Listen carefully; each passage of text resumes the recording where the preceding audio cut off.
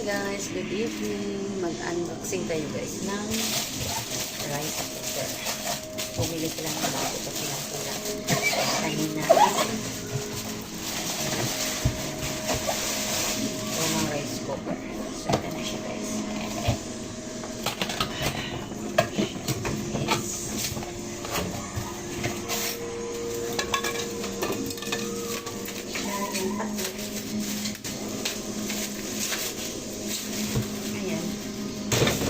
Katulad lang din naman ito.